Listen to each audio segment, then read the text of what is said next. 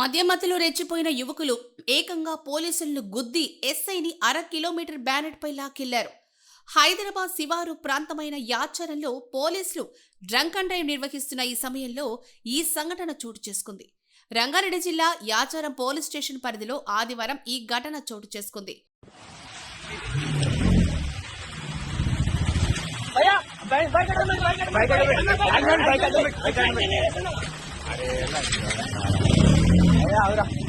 పోలీసులు తెలిపిన వివరాల ప్రకారం యాచారం ఎస్ఐ మధు యాచారంలోని బస్టాండ్ వద్ద డ్రంక్ అండ్ డ్రైవ్ తనిఖీలు నిర్వహిస్తున్నారు.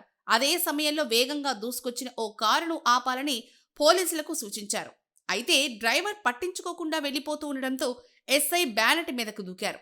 అయినప్పటికీ కూడా కారు డ్రైవర్ ఆపకుండా వేగంగా ముందుకు దూసుకెళ్లాడు. మార్గ మధ్యలో పట్టణానికి చెందిన వెంకట్రెడ్డి, ఆయన కోడలు దివ్య 7 ఏళ్ల వయసున్న మనవడితో ద్విచక్ర వాహనంపై వెళ్తూ ఉండగా వారిని కారుతో ఢీకొట్టారు. దీంతో వారు కింద పడిపోయారు.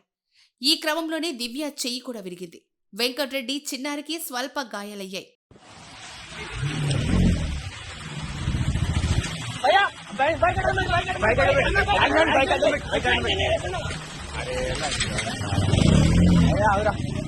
అలా బ్యానెట్ పై ఎస్ఐని 1/2 కిలోమీటర్ లాక్కెళ్లాడు. యాచారం పట్టణం దాటాక కారు వేగం తగ్గడంతో ఎస్ఐ పక్కకు దూకేసి ప్రాణాలు కాపాడుకున్నారు. ఎస్ఐకి స్వల్ప గాయాలయ్యాయి.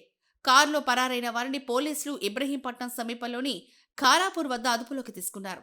నిందితుడిని కోహెడకు చెందిన శ్రీకర్గా గుర్తించారు.